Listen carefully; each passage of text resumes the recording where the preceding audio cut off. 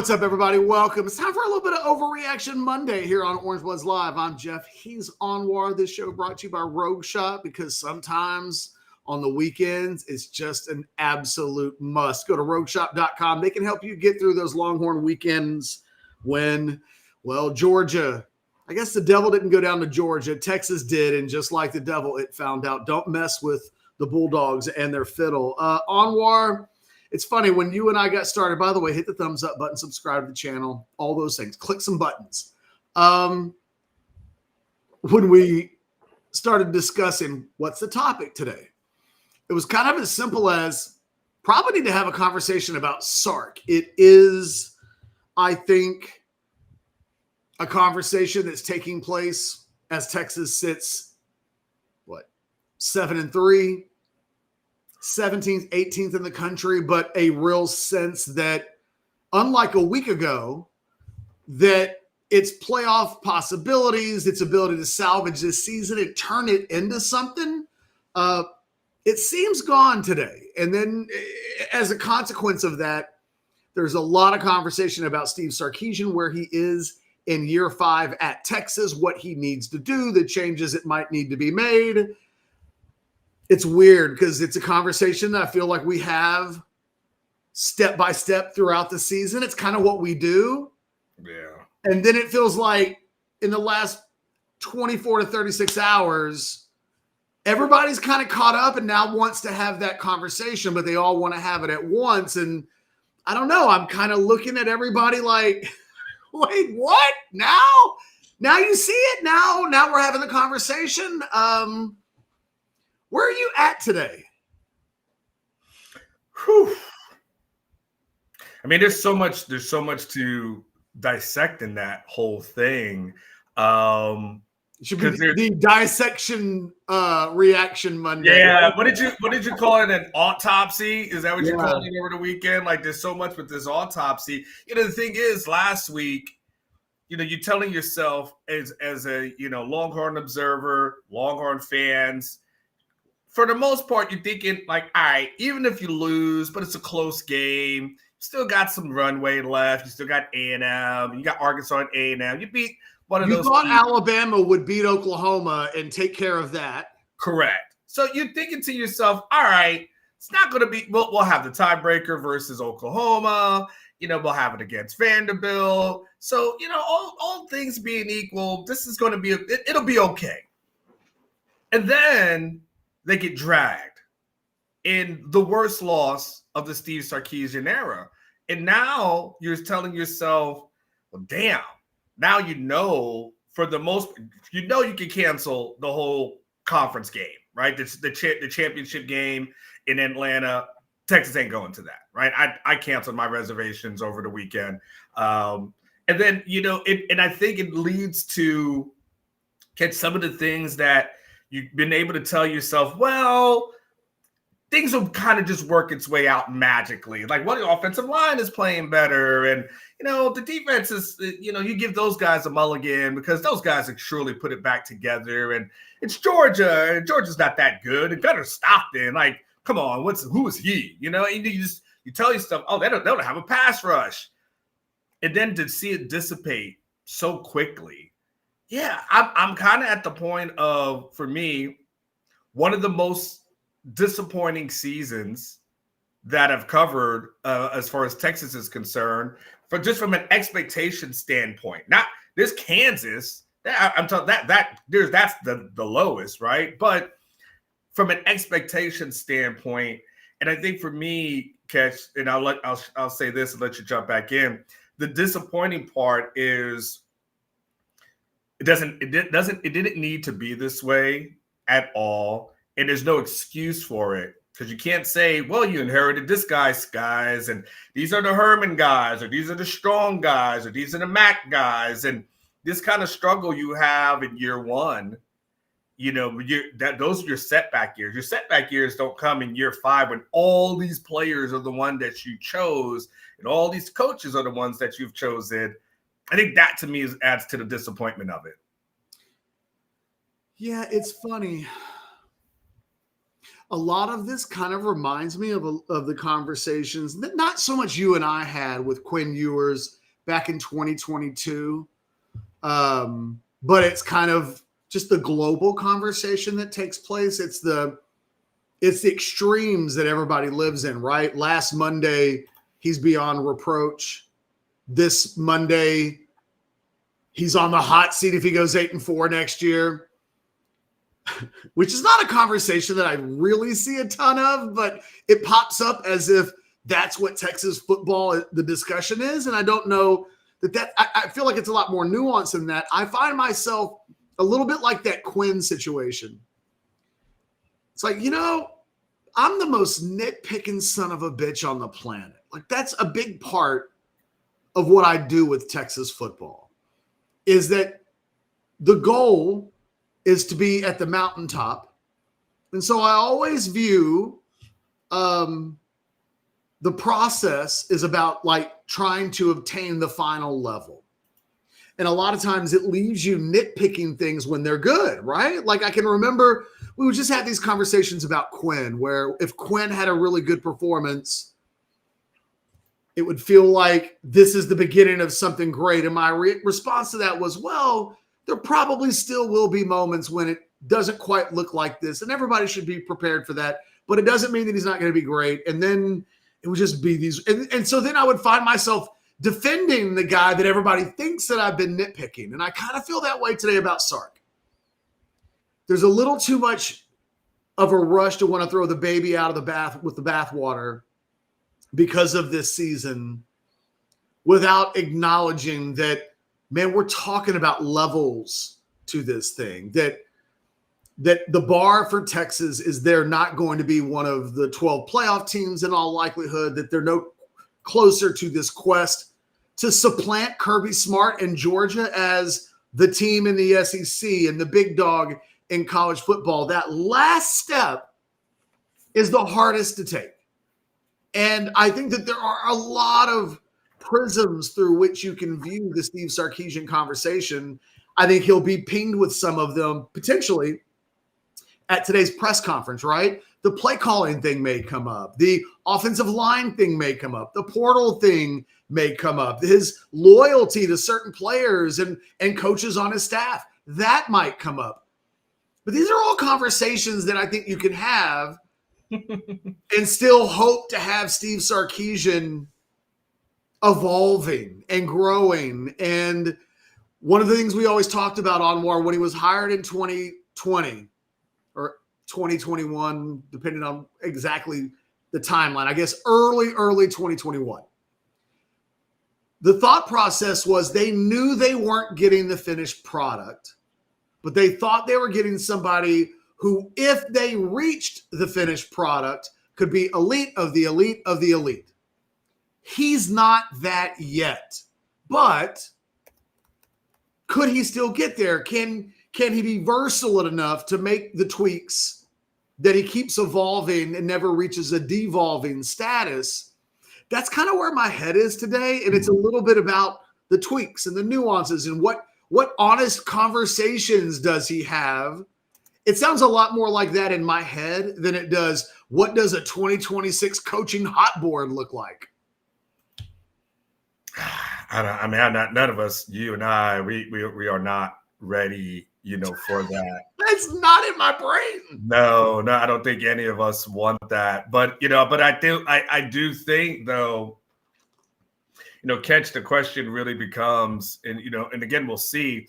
The hard part, Catch, is that because you said there has to be reflection, there has to be everything. The hard part is when you're the guy that handles so many things, as we've talked about before, well, then you make everything fall at your feet.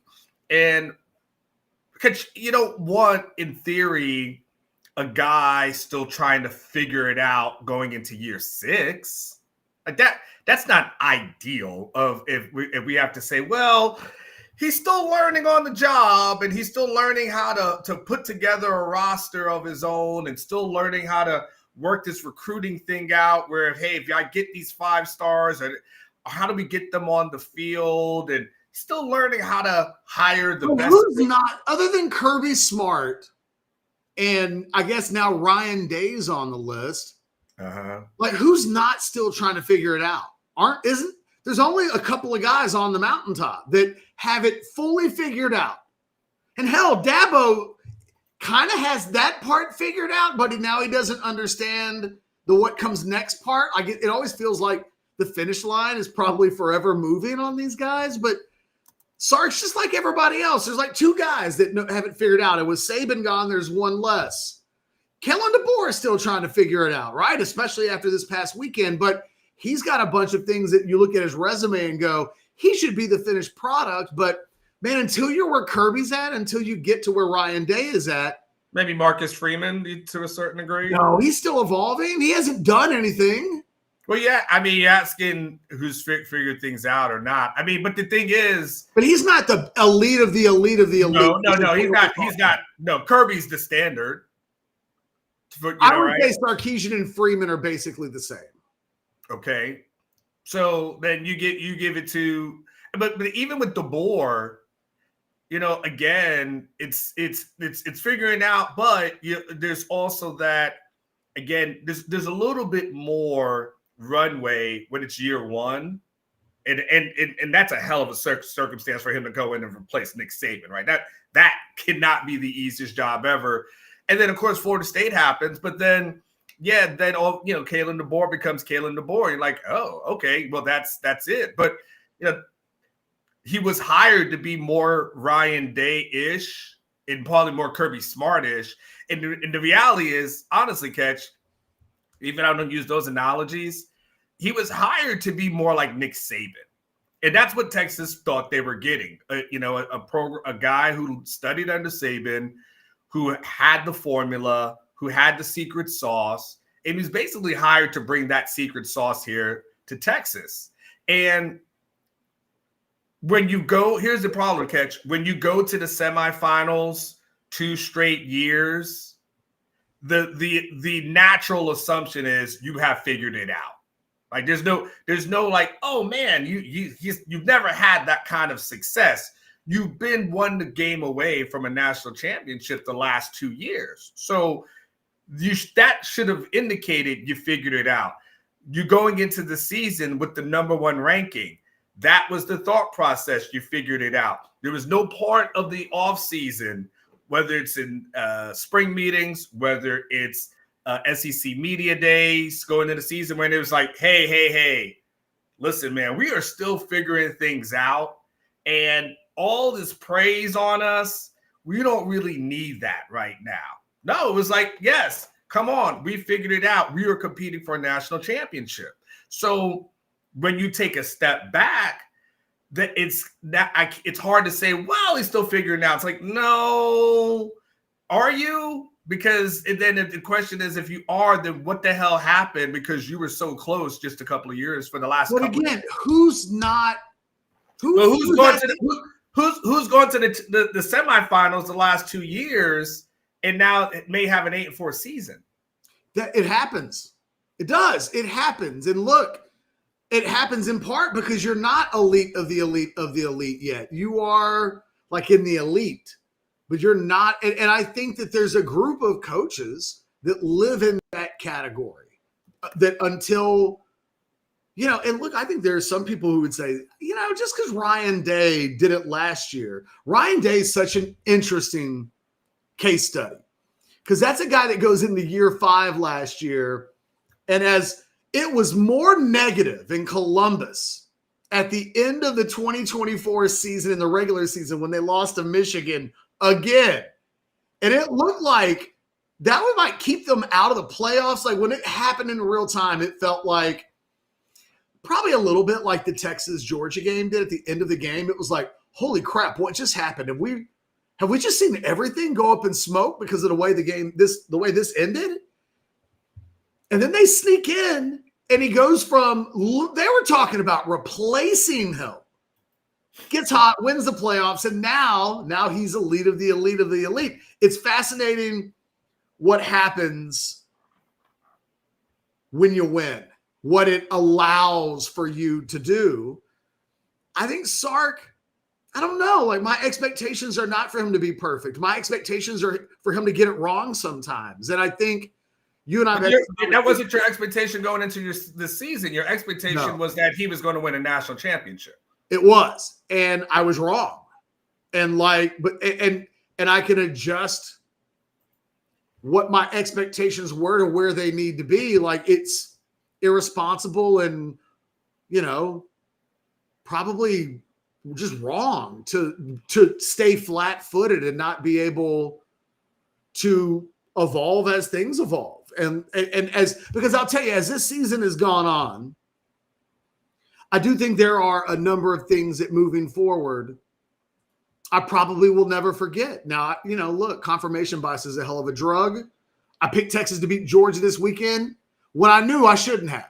I literally wrote about it. There's no common sense behind this, but enchiladas, right? Like, we are human beings. Like, we believe in all kinds of things that are either real or not real. What I will do moving forward is I'll go, wait a minute. Your offensive line doesn't have a lot of experience. Your team's not old at all. Your quarterback has no starting experience. Like, these are things that moving in the forward, I'm going to go, in 2025, I noticed that Texas had like 12 seniors and 12 juniors. And I brought it up and was like, should we pay attention to how young this team is? And what did I do? National champs, bitches. I did not. Same thing with Arch, right? We gave him this benefit of the doubt that, quite frankly, in the last decade, Julian Sand is about one of the only guys that has done the thing that we were just anticipating that Arch would do, no questions asked. Like, hey, no starting experience, no problem. First road start, Columbus, Ohio, go win it.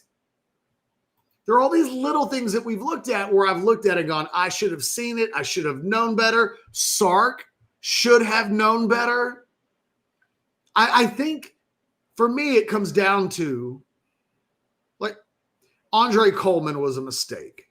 How long did it take Sark to fix the Andre Coleman problem once he realized bad hire? It happened pretty quickly. One season. There are, I think, a number of Andre Coleman platters sitting in front of him. I don't know that I expect him to address all of them, because I don't know that any man deserves the benefit of the doubt that all of the self-awareness issues he missed on a year ago, he'll get right. And it's hard. It's hard to do. It's going to be hard for Steve Sarkeesian to look in the mirror. He thinks he's the best play caller in America. He thinks there's nobody in America that's better at calling plays. He does not think he was the problem on Saturday in that game against Georgia. He will not listen to anybody who says, you should have run the ball more. Like, run. In real time, he thought he was doing exactly what needed to be doing. How does that guy then go sit in front of a mirror and go, self-reflection time? Woo saw it out. What do I need to see about myself? Like, I don't know what to expect of Sark, but some of it has to happen. And I think what he allows to happen, what he gets right, what he misses, what he is afraid to address, what he's reluctant to address, what he is 100% willing to throw himself into that might not have been within his comfort level 6 months ago. Like, these are, to me, the things that now probably decide what happens to the Steve Sarkeesian era at Texas. And I will point back to Ryan Day and say, you know what? There got to be a point where he waves the white flag on calling plays, and it changes his career. And, like, it might not happen that way with Sark, but there are some little decisions that are big decisions that he has to make that we start talking about what comes after 2025.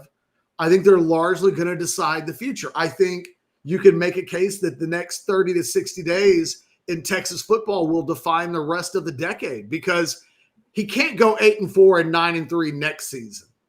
Or we know that the temperature will start to get hot. This place does not sit around and wait. This place is not patient. That is not Texas football.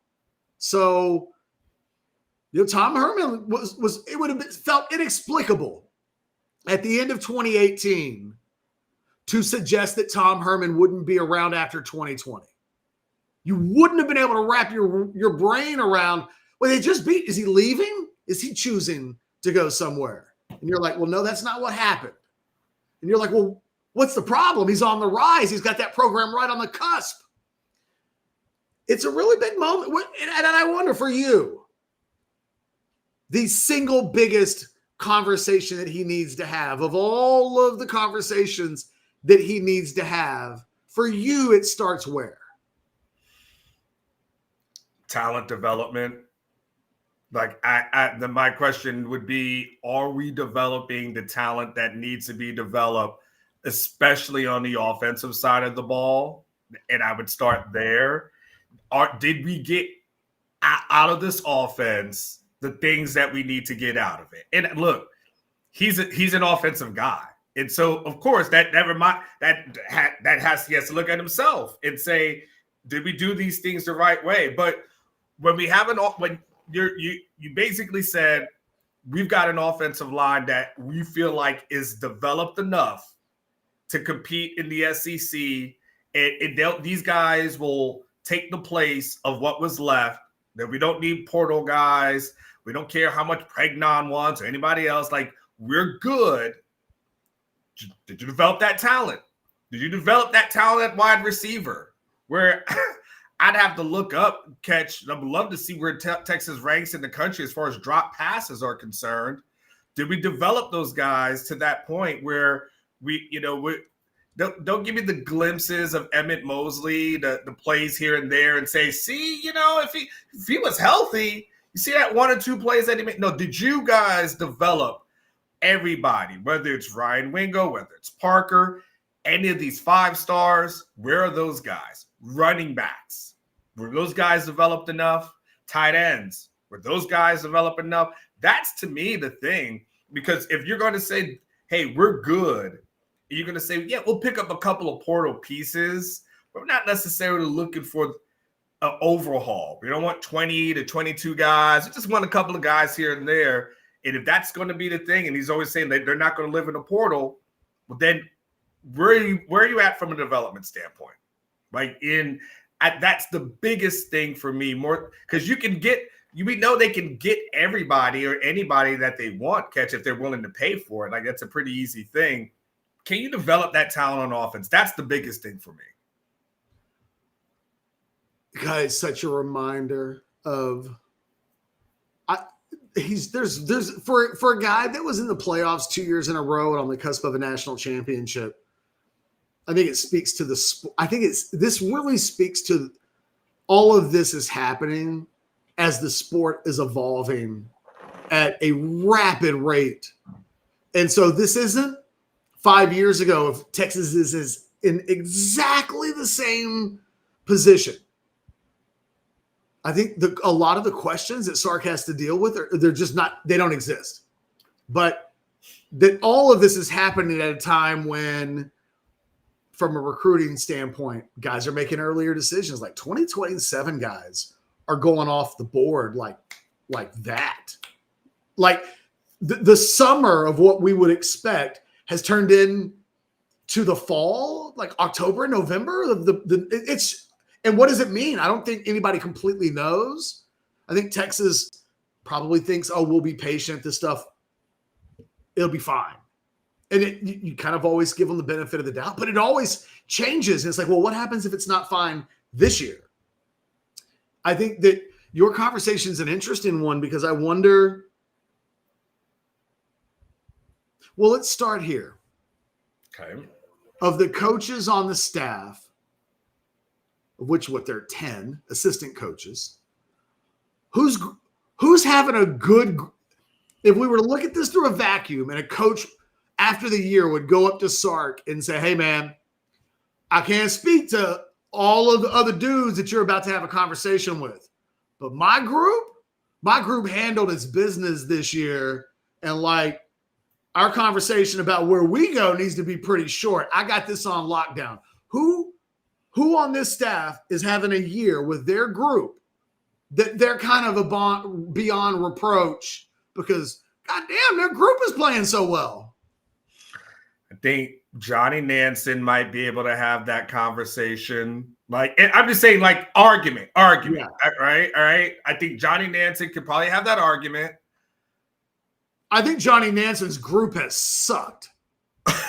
Okay. You think the linebackers suck? I think if you take Anthony Hill out of the equation, and I don't give Johnny Nansen a ton of, like, Anthony Hill made that play the other night on the interception because Anthony Hill's a freak, not because Johnny Nansen taught him something.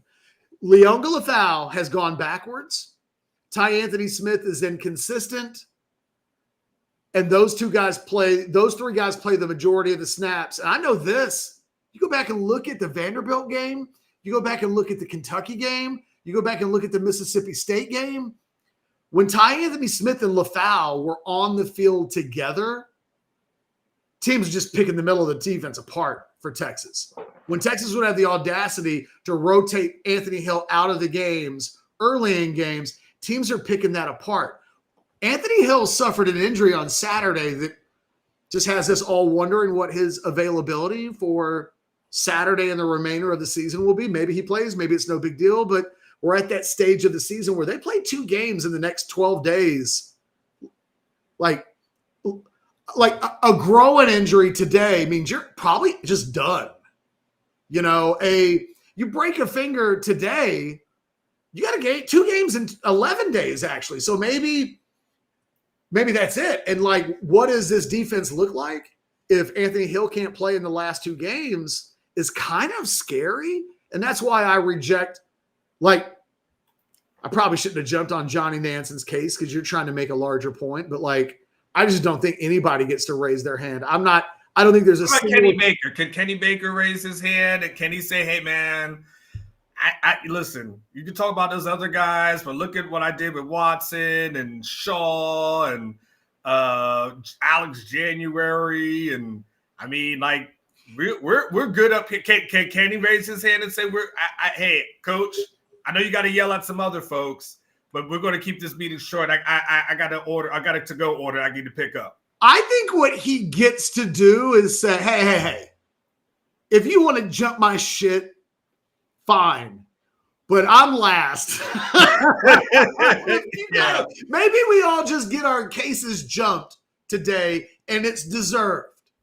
But Baker's probably the guy that I would give the most consideration to because I do think Alex January has come along. I do think, we've seen – but I will also say if I'm one of those other coaches, I'm like, well, you did go out and get like 10 dudes for him in back-to-back years.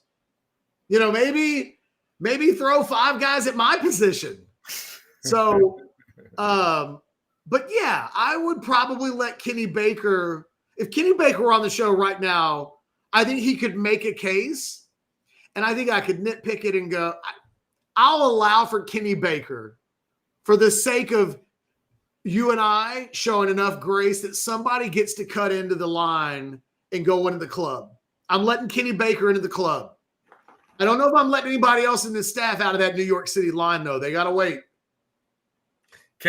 Everybody else is standing outside, and they can hear the music playing. Kenny Baker can go inside, have a drink, chill out and stuff. The bouncer looks at the dude in line. He's like, oh, come on. I got you. You get to come in. You're all right. You're right. But then it's like, well, who are these other people? No, like Dwayne Keene is not getting in the club tonight. Which is crazy considering, like, everybody thought. I hated it. Everybody thought, man, DBU, bringing the band back together, man, DBU. I am not in favor of hiring almost 70-year-old coaches at the assistant coach level, like at Texas. You remember what I said when it happened? I said, that is the most I'm here for 2 more years and I'm bouncing of a move that Steve Sarkeesian could have ever made. It was like, wait a minute. You're hiring a guy that literally the guys that you recruit, you're telling them, well, he's just We brought him in to win a championship because he didn't even go on the road in recruiting. Like, what are you doing? What are you doing when you're making higher? I didn't like it. I thought you're chasing the past. You're chasing a guy who a decade ago people were saying probably past his prime, but still a really good coach. I didn't get it. Dwayne Akina is a Hall of Fame defensive back coach. But, I mean, he's 69 years old. And it's been half a generation since he's worked with really an elite group of players. Yeah. I didn't get it then. It felt like someone told him it was a smart idea. It seemed easy, and it felt like they're really close. And at the time, it just didn't feel like a move that made sense for 2030. It felt like, I guess again, when it happened, I thought, is Sark going to bounce? That's what I thought when he hired. Well, why are you hiring guys that don't give you anything in recruiting, are somewhat limited? And you know what? If we're being completely honest, Dwayne Akina's got to be Andre Coleman after the season. Not working. His group, I don't know. I wrote about this in my 10 thoughts from the weekend. If Malik Muhammad goes pro, which I think we kind of anticipate because I think he's going to be at worst, they're going to tell him he's a second day guy. That might be enough for him. Mm-hmm. He's not a first round guy right now, but I got no real issues with the idea of him going in the second or third round. If he goes pro and Jalen Gilbo is a senior, I think we sometimes think that Gilbo's got another year, but he's played in 8 games as a freshman, 8 games as a sophomore, 12 or 13 games last year, and now he's played he's a senior. Because we're used to that COVID stuff where everyone's got we don't know You're when right. eligibility runs out nowadays, Catch. Like, we don't know if a guy is it 4 years, is it 6? Like, we don't know. We're like, hey, I do the scholarship board, and I had to I was like, wait a minute, Gilbo's a senior, but can he come back? I was thinking to myself, that whole thing is throwing us off. Like, Diego's still playing. Like, we don't know. We don't know when eligibility runs out. Does he have to go to junior college for a year and then he can come back? I don't know. Yeah. So, and by the way, when we talk about Akina, Jalen Gilbo went from a guy that they thought was good enough to push Jahdae Barron outside. Jalen Gilbo can't be playing. Jalen Gilbo kind of lost his job. They finally decided in the Georgia game, we're good. His playing time got cut in half. They're putting Cade Phillips and Warren Roberson out there to play, and neither of those guys are really doing it. But it's like, what? I don't know 10 games into the season what the hell I'm supposed to expect next year at cornerback. Do they need to go into the portal and find a starter, 2 starters? If we take Malik Muhammad off the team and we take Jalen Gilbo off the team, and by the way, am I crazy? Kobe Black was not on the injury report, right? No. No, there's nobody injured. He didn't play on Saturday. Yeah. How did the guy that was the first guy off the bench behind Jalen Gilbo, how has that guy played himself into such a bad state? I just mixed a couple of words there. How is he in such a bad state that he's a healthy scratch and Jalen Gilbo has gone backwards and Cade Phillips is just really young? I just don't know. Can I just assume the light switch flicks on for him next year? It feels like something that we did a lot this year, and maybe we shouldn't, in November of a season that isn't completely done yet, start, he'll be fine. Is he fine right now? No, but as we always say, seniors get better just because. Sophomores too, right? I don't know. It's a hell of a thing to risk when you're trying to win a national championship that you're going to depend on a guy who hasn't done it yet. I don't know, man. The secondary's a mess. And it's that group, Anwar, and look, Anthony Hill better be able to play. Because Texas A&M's strength right now for me is Texas's biggest weakness. And in the last 3 games, they've given up over 1,000 yards passing and 11 touchdown passes. Crazy. To Vanderbilt, Mississippi State, and Georgia. KC Concepcion and Mario Craver will eat this group up if they're not careful. And for the first time, I haven't been worried about that A&M game for Texas all season long.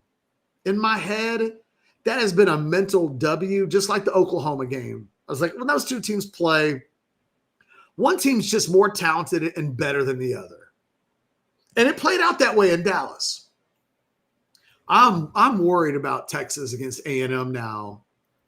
I think A&M is going to have something to play for. I think they'll smell blood in the water. And I don't know where the confidence level for this Texas. I'm worried about them this weekend against Arkansas. Hell yeah. Before we even get there, Texas hasn't done anything against any of these other programs that you would consider lesser programs. And if the only thing you can say is, well, it's at home and maybe that makes a difference, that's probably all you can hang your hat on. Outside of that, Kentucky, Mississippi State, Texas hadn't blown out the quote unquote lesser teams. And Arkansas is one of those teams that they're competitive and they've got everybody tough. Yeah, like they're this is not a blowout by any stretch of the imagination. You know what concerns me a little bit, Catch, though? A lot of things, right? Can I go back to your coaching thing for a second? Yeah, for sure. You've worked with me for over a decade now. If I say the 2 words, you're already going to know where I'm going. Tony Dungy. Oh, okay. And if you think about that portion of it, where the sign of a healthy staff, which Dungy would say, it's assistant coaches that are going to become coordinators that are going to become head coaches. Right now, Catch, you don't have that. You had your Tashard Choice leave before. You've had your Brendan Marions leave before. You had Choate leave before, right? You've had those guys, but the guys that you replace them with, like if you want to use Akina as an example, things like that, these aren't guys who are being viewed as the next whatever in the step of their, career path. Like maybe Kenny Baker might be a guy you say to yourself, all right, well, maybe he's headed towards a DC kind of position. But outside of that, Catch, you don't have the guys who are viewed as the quote unquote elite of the elite coaches. You don't have that elite of the elite staff. There's nobody on here, Catch, that you're looking at after the season and look, things happen from a staff standpoint. Who's getting promoted? Who's the guys that other programs are coming after to become a head coach, or other programs are saying we need this guy as a coordinator? And if you don't have that, then you've got to get that kind of juice going in your program and those kind of ideas and those things that can kind of bring a little bit more to it. I just want to make sure when you talked about the coaches, it just made me think. And I said, but you've worked with me a decade. You already know where I'm going with that. Well, and I would probably say Alan Clark, that he and Kenny Baker, those 2 guys together. Yeah. Defensive line. They're the 2 guys that probably get in the club. Yeah. We didn't mention Alan Clark because Kenny Baker is the defensive line coach. Yeah. But, we'd be remiss to not mention Alan Clark is specifically working with the edges. And it might be that is the group of, because we have to include Colin Simmons. But I think we look at, even a guy like Ethan Burke, although I did not think he played well on Saturday, has been playing better. We've seen Brad Spence be a guy on the edge, and that, we've seen Lance Jackson continue to play a lot as a freshman. So I don't know. But you're not wrong. I mean, the club should be bigger than that, though. The entrance line should be bigger than that. And then when you start paralleling that and coupling that with, I don't know what the hell to expect against Arkansas. And listen, whatever we want to say Texas A&M's deficiencies are, well, they're going to say the same thing about Texas, if not worse. And at the end of the day, they were able to go and pull out a victory. and you got to give him credit for that, to be able to come back and play well in the second half. I don't know what the hell they were doing in the first half. The first half, I was like, who the hell is getting paid on this team to throw this game? And then all of a sudden they came back and did their thing. So if I'm Texas, I can't even think about, well, 9-3, does that get you into the playoffs, man? Man, you need to worry about Arkansas, then you need to worry about Texas A&M, and if you could get past those two, sure, maybe you can have that. That's your best case scenario, Catch, because if you do that and then you win a bowl game, you can tell yourself 10-3. Even if you don't make the playoffs, you can make yourself feel a little bit better about the season. Might sneak into the top 10, the back end of it, if you were to finish out 10-3. And going into next year's polls? Yeah. Oh, well, Texas is always going to get the benefit of the doubt, so we know that. So, yeah, they'll be top 10. They won't be right number one. You're at that point finishing on a 3-game winning streak. Yeah, exactly.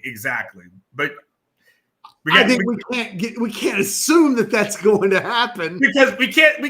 It would be malpractice after a 25-point loss to talk about, well, I was having conversations with people over the weekend, and they're like, yes, but all we gotta do is beat A. And I'm like, did you just see what happened on Saturday? Can I bring a little positivity though? Go ahead. There is a little thing. It's little, but it's really important, I think.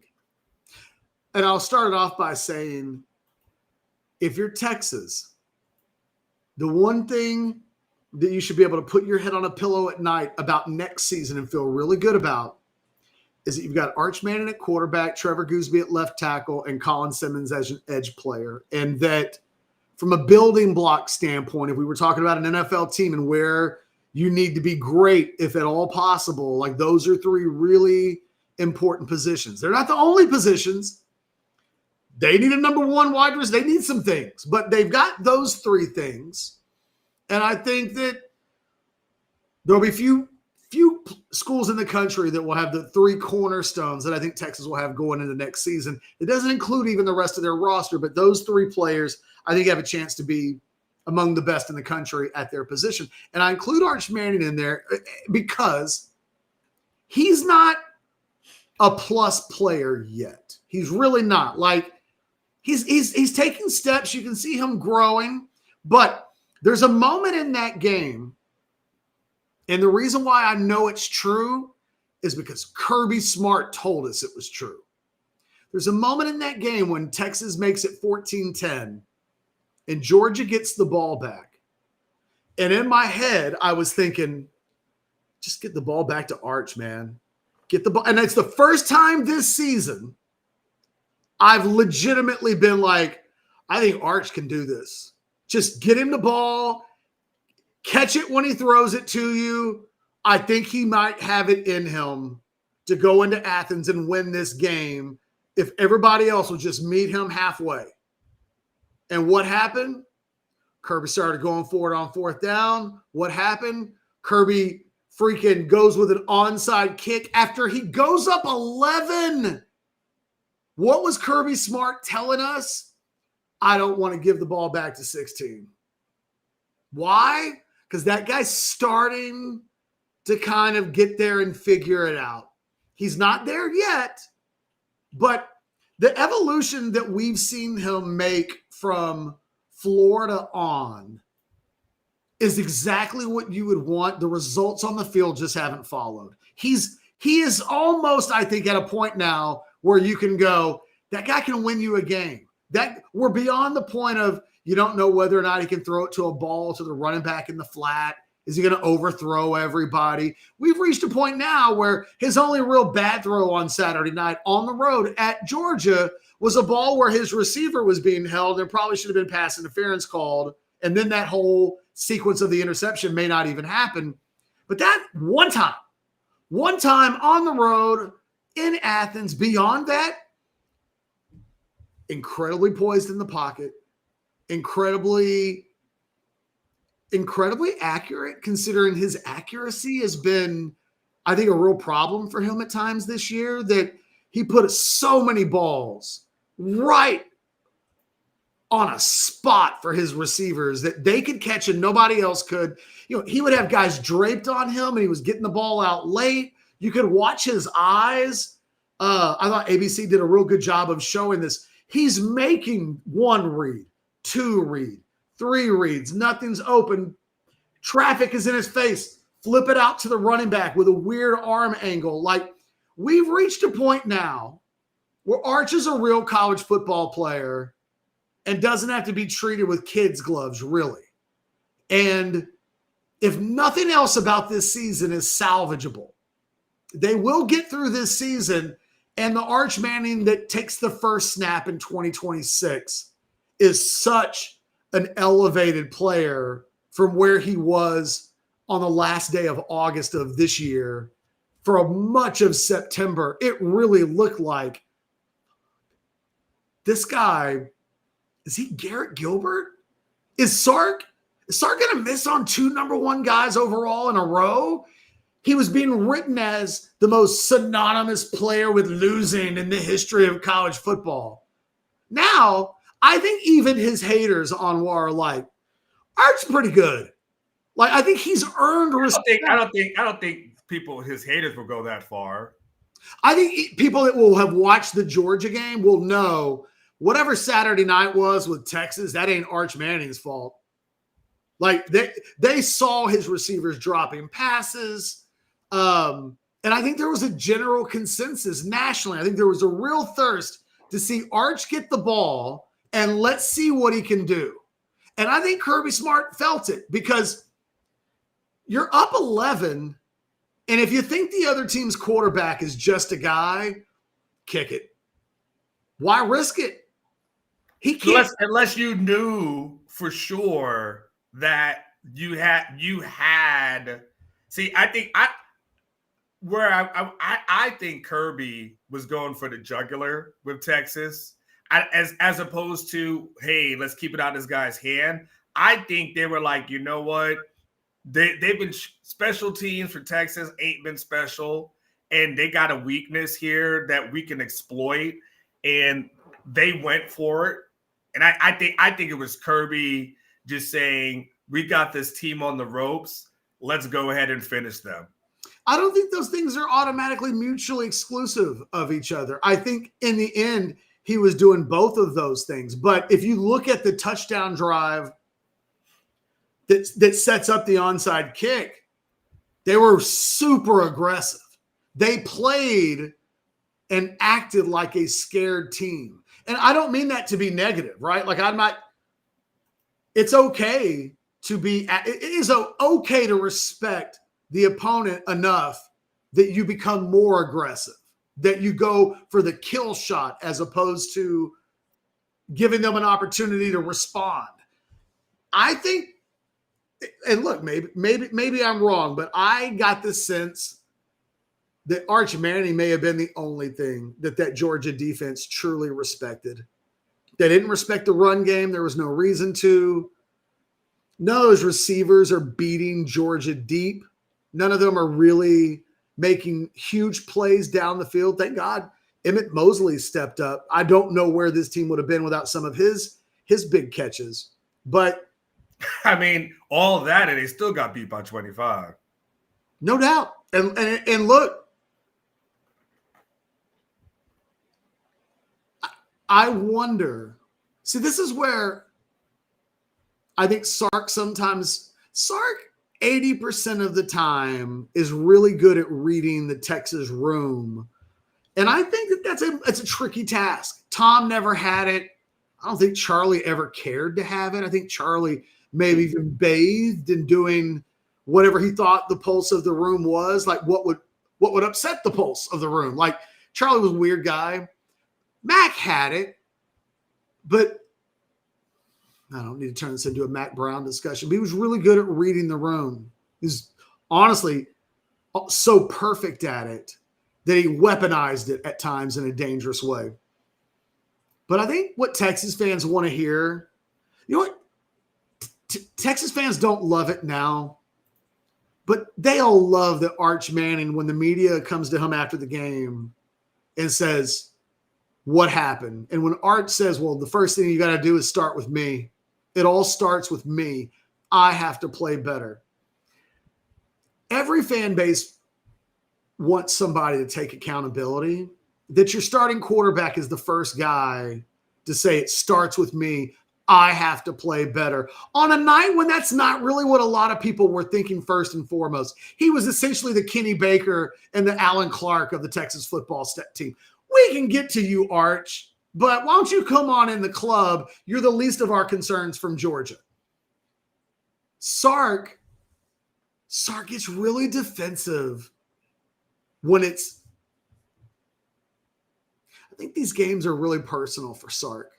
And I think Sark will focus on, I think Sark meant it when he said it was in the fourth quarter and we played a really good game until then. They hadn't actually.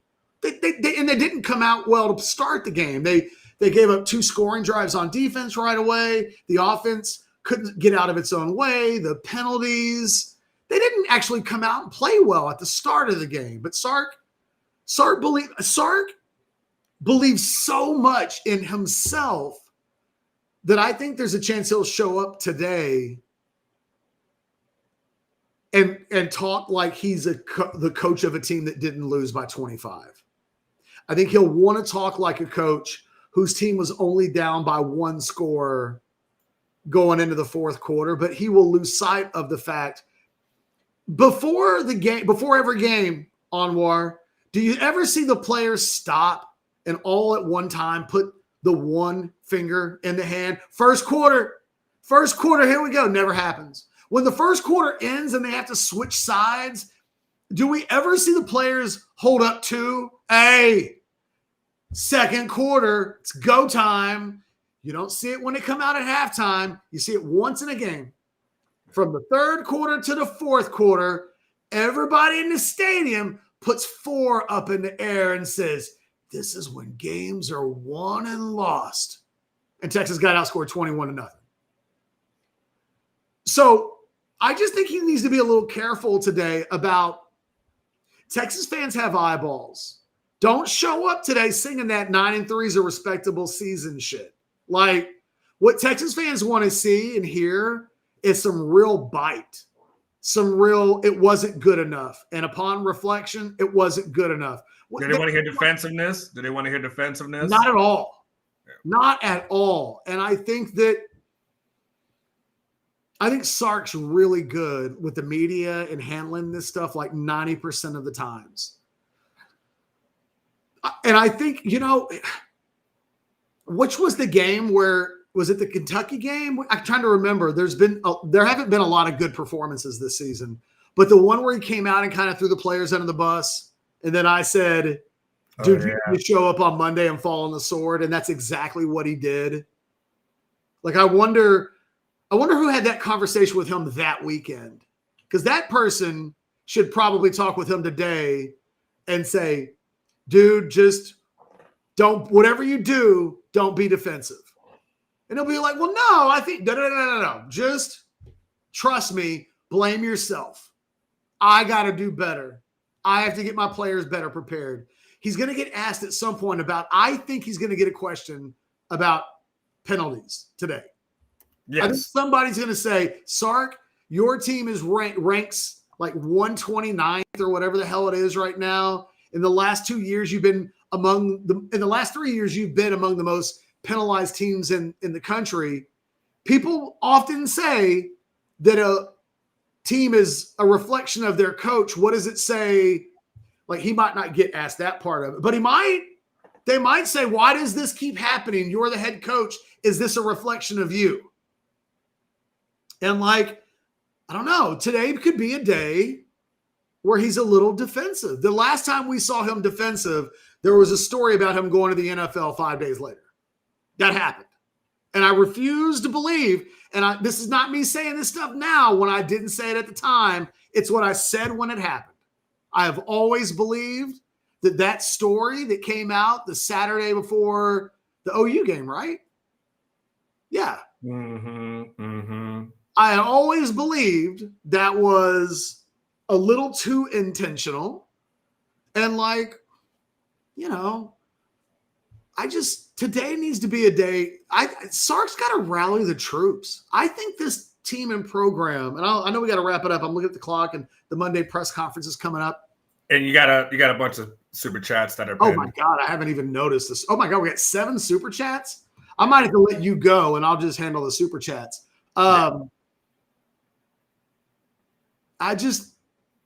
think everybody keeps talking about 9-3 on WAR. Like that's just absolutely going to happen. And in the next 11 days, they play twice against teams that will want to win those games. And I think I think the staff has to do the best job of coaching in the next 11 days that they've done all year, or this team won't finish 9-3. And then these questions that we're having on a day when they're 17th in the country and still technically in the playoff hunt, they're going to sound a lot different and a lot more anxious and a lot more heated. And I don't know that anybody wants to give anybody any grace. No. And again, just catch when you start looking at Arkansas, right, and their schedule, their schedule this year, to Arkansas's whatever defense, catch they're not getting blown out of any games, right? Just Notre Dame. Just one. Yeah. Outside of that, catch, this team is only losing by a handful. The Notre Dame game, like you point out, right? Ole Miss was 41-35. They lost to Memphis somehow, but that was 32-31. Tennessee was 34-31. A&M was 45-42. No, they are in every game they play. Every single game, catch, it's basically a one possession, less than 3-point game. So don't take Texas given 10 or 11. Like that does not. No, I just wouldn't do it. FYI, I wouldn't. Nobody else is beating them by that much. No, the spread is either a 10 or 11. There's one team that's done that all season long. That's it. Yeah, correct. Just one. So that I would one, be careful with that. And then two, there's nothing that's a given. It's not to say you don't want to have optimism, but don't just do it. Okay, well, after we beat Arkansas, then all we got to do is beat A&M and we're good. Like, slow down. This team is, to your point, this staff is going to have to figure out a whole lot and be able to get something better out of that, especially after that kind of loss. He bitched about this last week, and I think for good reason. This is an impossible game to have between Georgia and A&M. Yeah. With no buys. The only thing that would make it worse is they were going on the road on Saturday, but they have I think he will know that. I think Arkansas will have his attention. I just don't. Are the players, where are their heads at? I think it's something that we all just need to keep our head on a swivel. Well, yeah, especially catch. I mean, I know we're going to wrap up, and I'll probably let you handle some of this, but I'll just say this: when that locker room, catch, we don't know where the heads are of guys who ain't playing that much. Are they like, all right, listen, I'm out in the next few months or whatever? And are they still locked in? 12 days. The season could be over in 12 days, until the bowl game. And there's a lot. Onward. We just both have to shake our heads and go, there's a lot that needs to be done. Don't go assuming W's the rest of the season. This team's third best performance is either a game against Mississippi State when they were getting their ass kicked for 40 minutes, or it's the Georgia game when they lost by 25. So, but I saw you had in your column, the top performance you said was Oklahoma. The second was which one? Vanderbilt for 3 quarters. Vanderbilt. And then what's number 3? The game they got beat by 25 points. No way. It's got to be Mississippi State. They got their ass kicked for 40 minutes. I know, but I thought it's a better performance to play a top 5 team toe-to-toe for 3 quarters and then to get your ass kicked than it is to get your ass kicked by a bad team for 3 quarters and then to play off your feet for 1. I feel you. Like, if you just fundamentally say, I cannot rank the third best performance of the season, a 25-point loss on the road, I feel you. But that Mississippi State game was trash. Trash. Think about the comeback they made. Think about how far down they were. Think about the Barstool guy peacocking in the end zone. Well, then if you got to go lost, then it's got to be Ohio State then. But I think they played better against – Arch was better against Georgia than he was against Ohio State by a country mile. So the defense plays better, but I think the quarter – and Ohio State for me was 4. The third and fourth best performances of the season were losses, and then came Mississippi. And then, I don't know, which was the worst performance, Florida or Kentucky? Florida. Was it? Yeah, because Kentucky just drug Florida just about a week or so ago. So it was so ugly. But Florida is outside of Arkansas probably the worst team in this conference. But I think it's ugly. It is choosing between two ugly old bastards is what you're choosing between. It's ugly now. I mean, all I can say is all I can say is the University of said that kind of ugly we can't deal with anymore. Look, my D says for $10. Thank you for the super chat, Mike. Sorry, I wasn't even paying attention today. Sark won't be elite until he gives up play calling. I'm not out on him yet, and I am shocked that there's even a discussion about replacing him. Who are we going to have replace him with? Mike, we're not having a conversation about replacing Steve Sarkeesian. That literally is not a conversation that's happening really on Orange Bloods. Onward didn't write about it on Sunday. We haven't talked about it in an hour on this show today. I would just say I don't know where that conversation is taking place, but it ain't with us. Longhorn Football Edits. What up, Longhorn Football Edits? For $10, Sark is capable of high-level recruiting and winning the big one. However, he needs to make changes, maybe different position coaches. Family, if we get rid of Sark, who is the supposed upgrade? Again, what are you guys talking about in the chat? They must be a different world going on in there. First of all, there's too many coaching vacancies this season where the guys who are going to there are programs who fired their coach and probably won't upgrade at this moment. They're just going to be playing a buyout for no reason.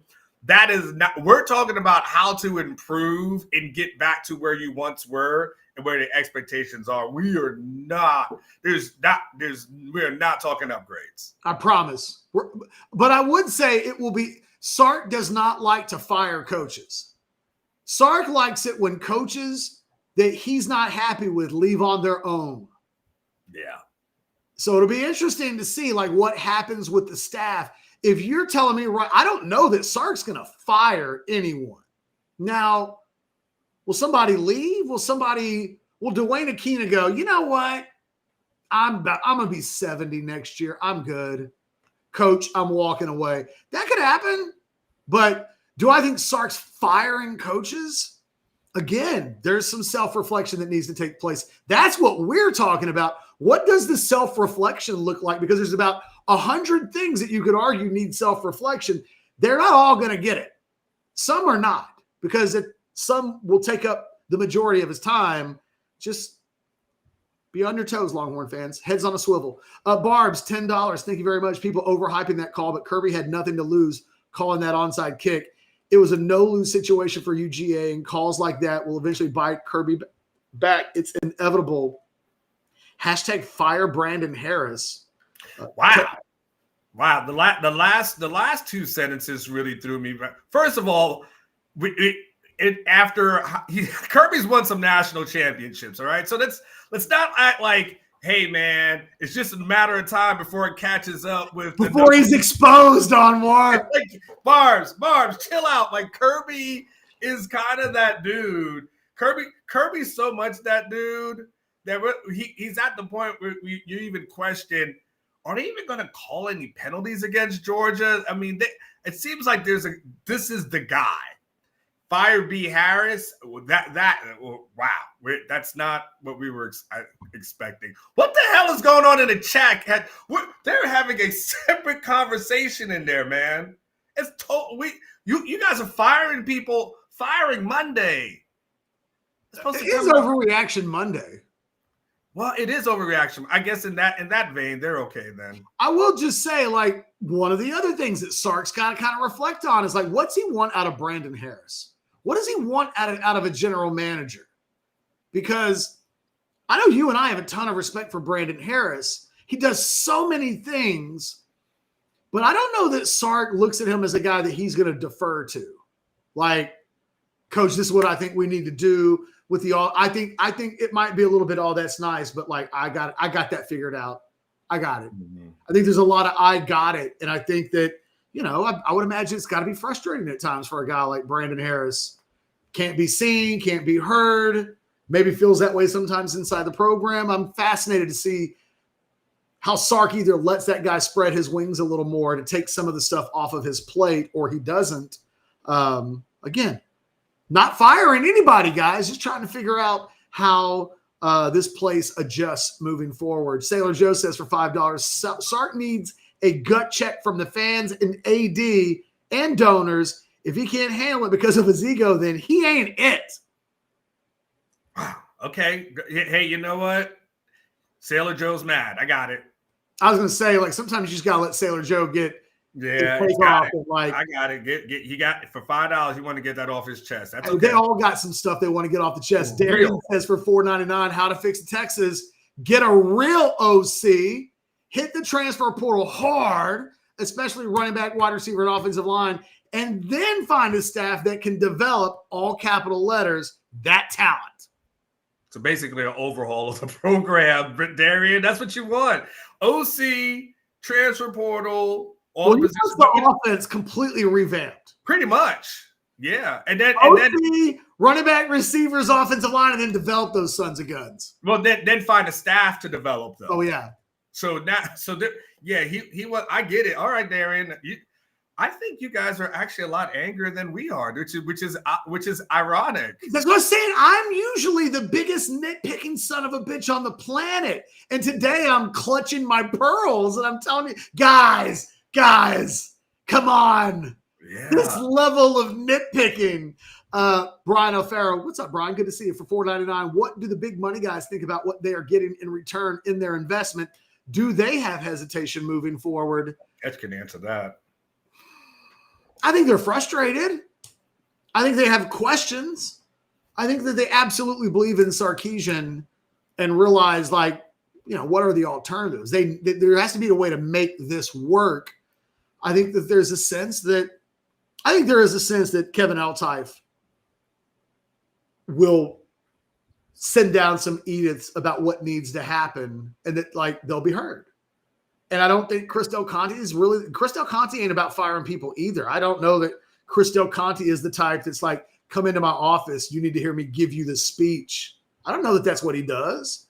But I think there is a sense that there are people who have Sark's ear that, I don't know. I mean, again, we'll see. We'll see. Like, how does he respond to somebody saying it might be a good idea to do some of these things? And how will they respond if his response is, y'all need to get the hell up out of my office and don't tell me what I need to do? I think lose one of the next two, and that's when the phone calls start coming in. Like, hey, you want how much in NIL for the next year? Huh? Because I signed over this much money. And we're going to the Texas Bowl? It is one of the most expensive rosters in college football. And it's not getting the return on that those guys thought that they were getting. Paris Tejas says for $4.99, ever since the 2018 Natty walk-off win against Georgia, Kirby has made it personal with Sark and has embarrassed him ever since. Well, yeah, that was a Tom Herman win, actually.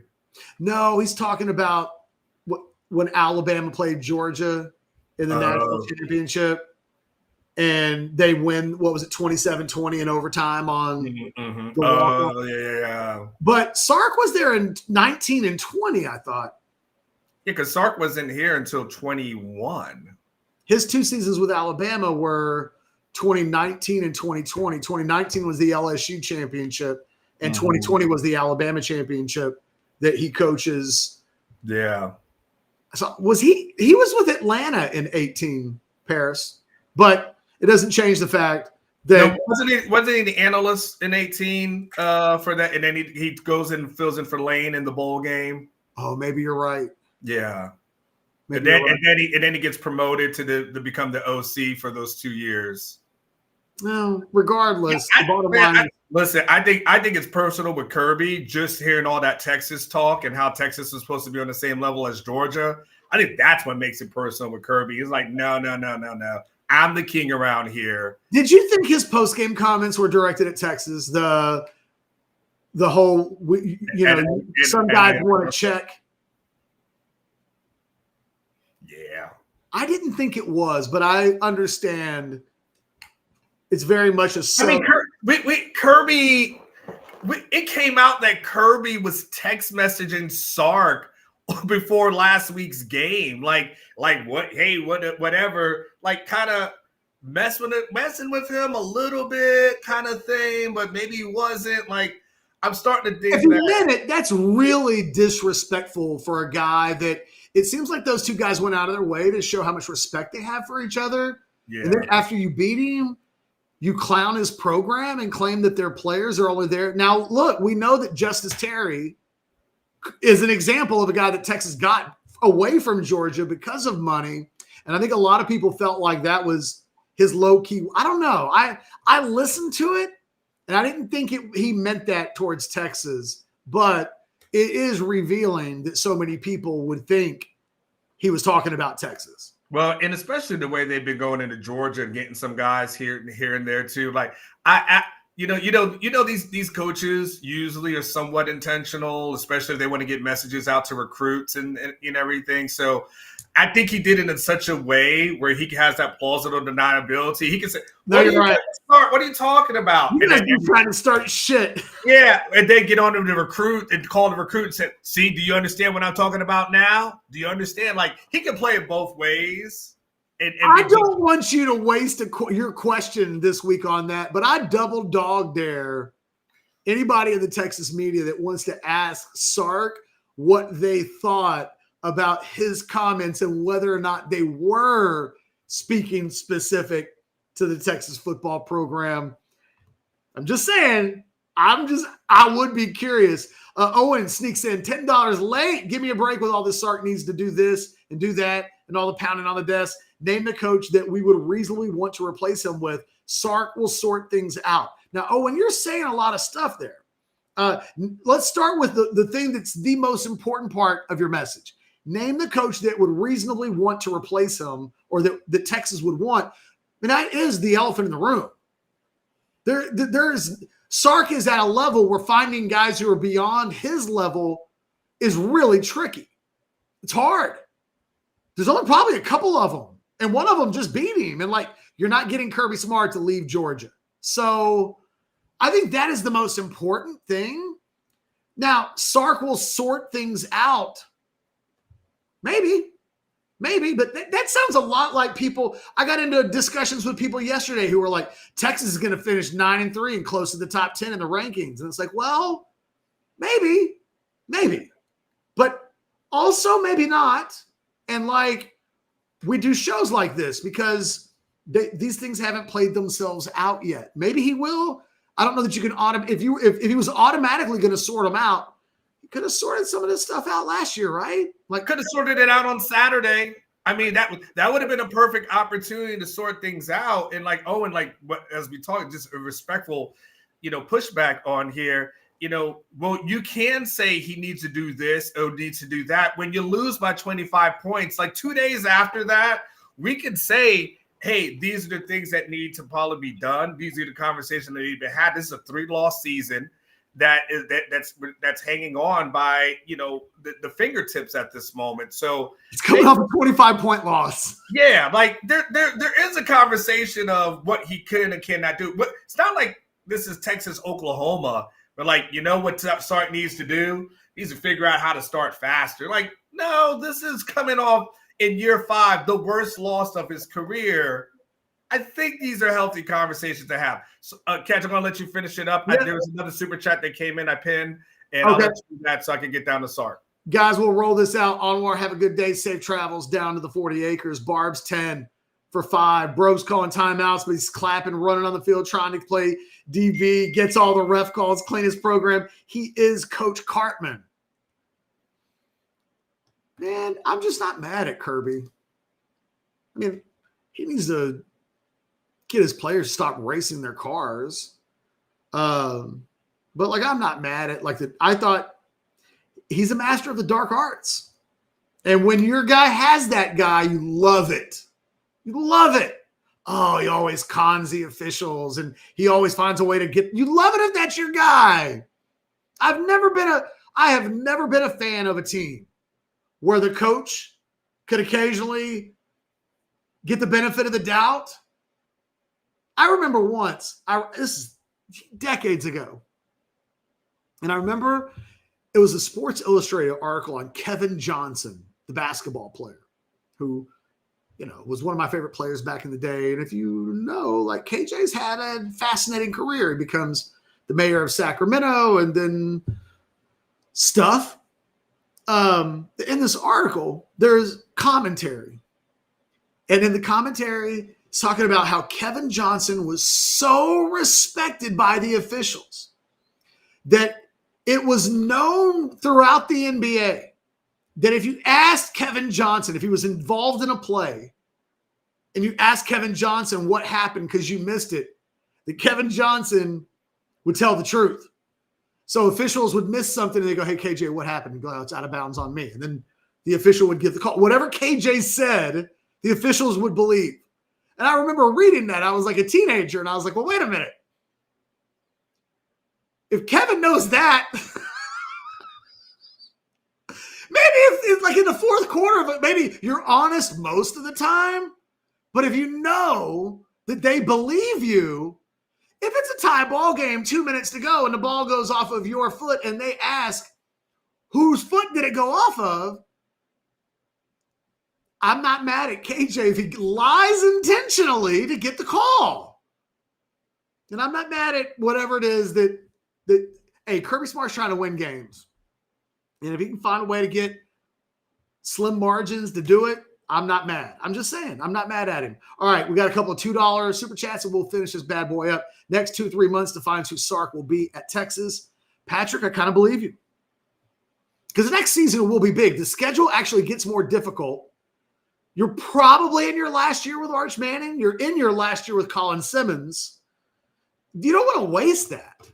And a 9-3, 8-4, 2026, and the pressure's really on at that point. Whether that's right or wrong, we could discuss for days and weeks and months, but it will be. Make no mistake about that. Another $2 from Patrick. This will be Sark's toughest week at Texas. Patrick, they lost 6 in a row in 2021, including the Kansas game in overtime. I'm going to say, God, let's hope not. Like, I feel you. I do. It's a tough week. Toughest ever? God, again, I'm not even disputing you. I'm praying.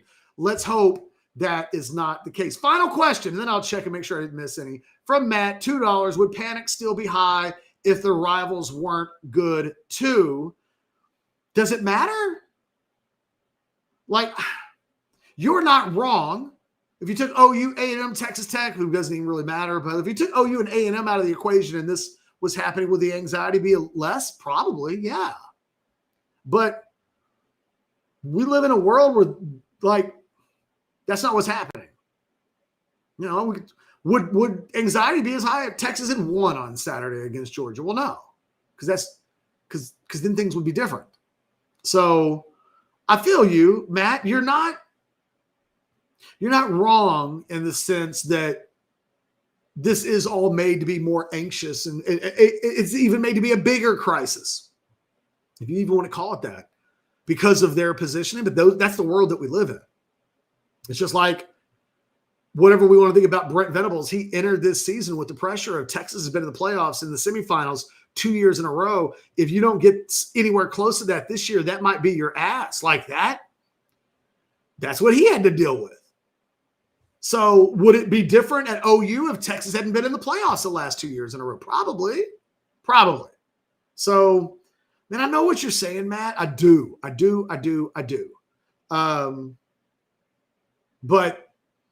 yeah, the world is the world that we live in. Let's see. I will just bringing that down. I'm bringing that back up. I think we're all caught up on Super Chat. So, guys, look, hit the thumbs up button, subscribe to the channel, get those notifications. Sark speaks in an hour. I got to go get ready to respond. We'll have the noon show at Orange Bloods Live here in just a couple of hours. So if you're watching live, join us for that. Jump into the comments section. I'm curious. My question for you in the comments section today, what's the number one thing that Sark needs to figure out going into the offseason? Leave that in the comments section. I'll jump in and respond as well. You guys have a great rest of the day. Michelle, I see you. No enchiladas this week. What are we going to do?